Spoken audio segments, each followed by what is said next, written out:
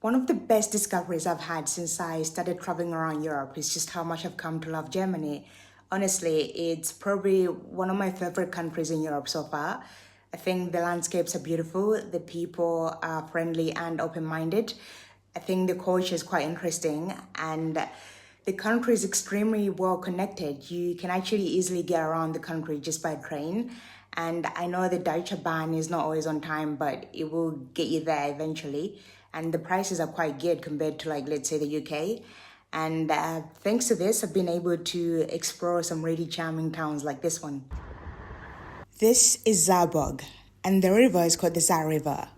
The camera is actually facing the old town. I did do a day trip here, and I only explored the side where the old town is. I just wanted a nice relaxing day because I had a really crazy week at work. So I wasn't planning on doing a lot of activities, just mainly sightseeing. Saarburg is in West Germany. It's in the state of, I'm sorry, I'm going to butcher this name, but it's in the state of Rhineland, Palatinate. This is Germany's largest wine growing region.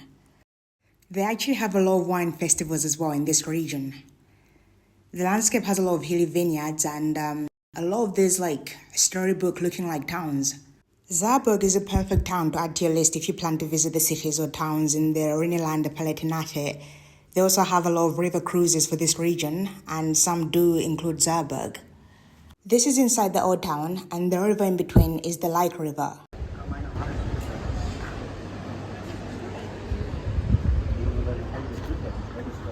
Ja, süß, ne? Ja. I saw pictures and videos of Saarburg before I actually went on this trip.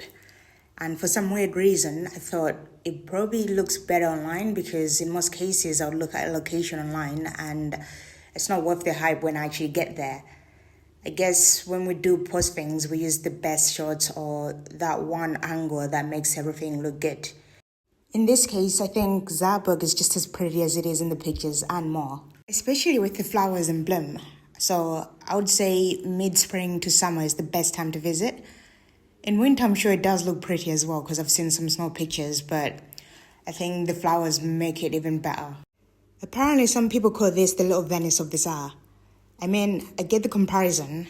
There's water running right through the middle of the town, but it's not like Venice. I mean, Venice has like a maze of canals.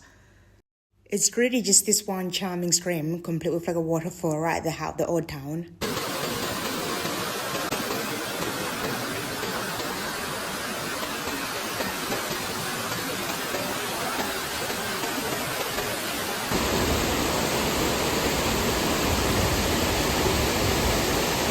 So yeah, the old town has a 20-meter waterfall, which is honestly one of the coolest things I've seen in Germany. It is a natural waterfall, so it's not man-made. The only thing is that obviously people built around it. It was useful for so many things. Basically, when Saarburg was founded over 1,000 years ago, they decided to build the town around it so they could harness its power for mills.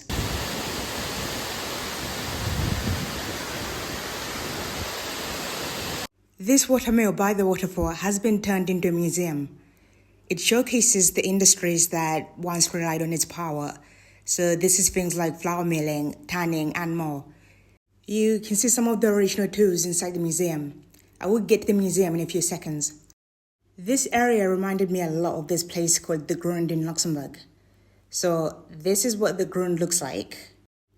I mean, yes, Luxembourg is not that far from Saarburg, and when countries neighbor each other, they do share ideas, but this is so identical. Okay, this is Saarburg again. Now, if you see how they've used the land, the river, and the architecture style, it's so similar to Luxembourg.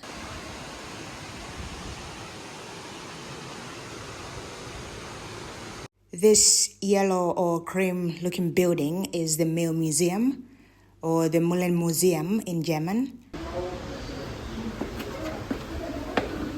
The entrance fee was about €2, and the receptionist was actually really nice and friendly. He said he didn't have some of the information translated to English, and he claimed not to really speak English. Then he went on to explain some of the information perfectly in English. I mean, one thing I've learned about Germans is that they like saying they don't know how to speak English, but when they try, in their words, it's usually very good. One of the earliest trades here was grinding grain into flour.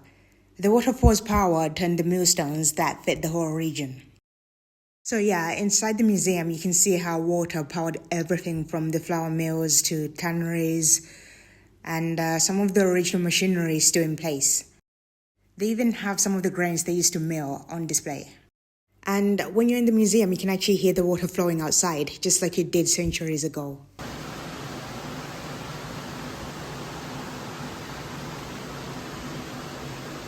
The labels are in German, so it's very difficult for a non-German speaker to actually identify some of the items.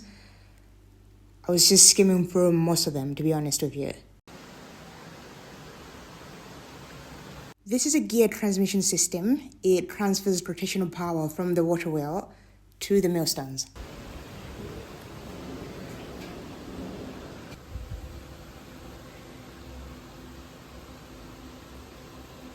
For lunch, I'm not exactly sure how to pronounce the restaurant I went to, but I ordered trout and some green beans.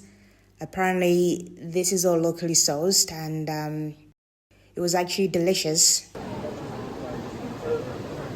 So the food was good, the customer service was good, I mean, on German standards.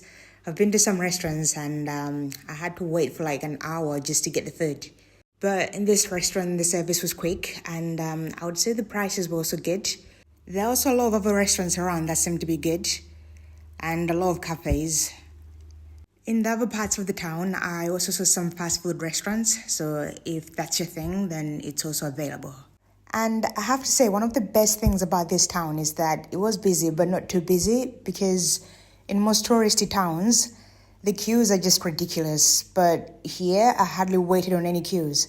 The old town is not that big, so I went on to see what else was there in Saarburg. I saw the castle on the hill and I wasn't going to climb up there, so I moved on to the cable car.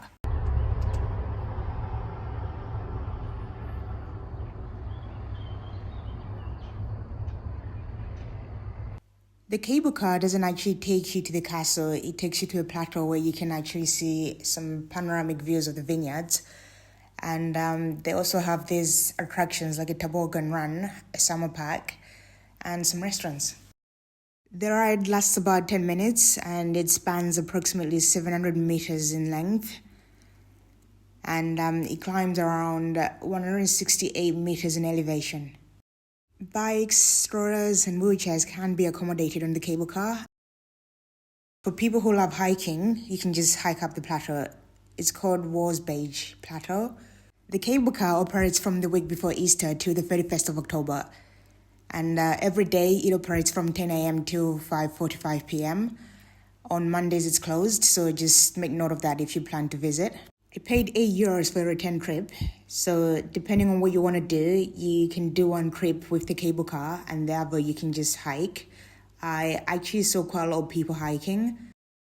The prices do vary, so if you're either in a group or if you have a bike with you, if you do have a stroller, and if you do have kids, so all of this will determine how much you're going to pay on the cable car. After the cable car, I went back to the old town, and a few places were actually closed after 5 p.m. So if you do plan to visit and want to get a lot of things done, then I recommend that you get there early because a lot of things do close by 5 p.m. Other activities you could do in Saarburg is wine tasting and guided wine hikes. This region is actually known for Riesling wine. It's known for white wine. Red wine is produced as well, but not as much as white wine. You can also bring your four-legged friend and take walks along the Saar. And they do have this park called Bird of Prey Park. In this park, you can see eagles, owls, falcons, and so on. One important landmark as well is, of course, the St. Laurentians Church. So that was the church on the hill on top of the vineyards. It's this one.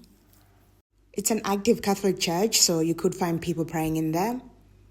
It's open pretty much every day from 9 a.m. till 5 p.m. You can actually walk from the waterfall to the church in like a minute.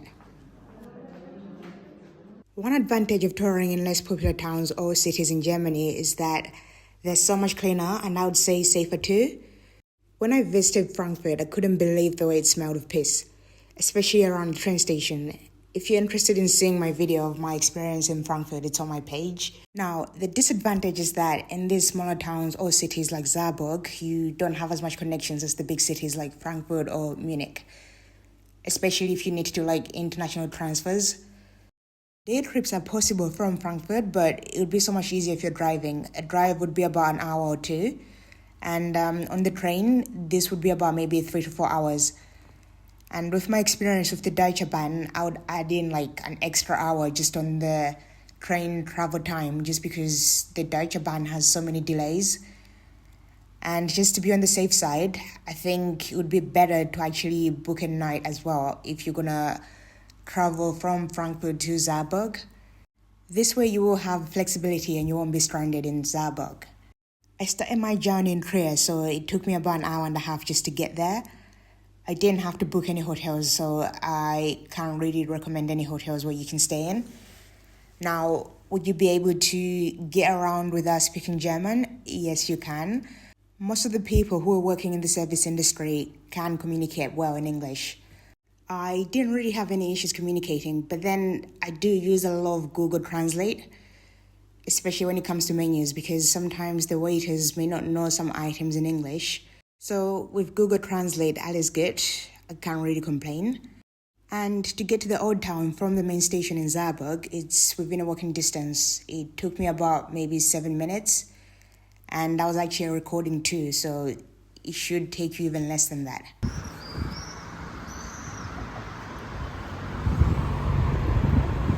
And the train journey, as you get near Saarburg, you get these amazing views with these vineyards. Anyway, thank you very much for watching. I hope to see you in the next video. Bye.